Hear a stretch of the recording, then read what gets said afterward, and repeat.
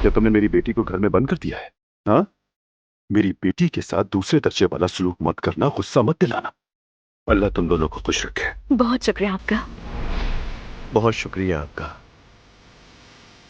और ये हमारी नई मुलाजमा है, सवेरा की बेटी है युमर। ठीक है बिल्कुल।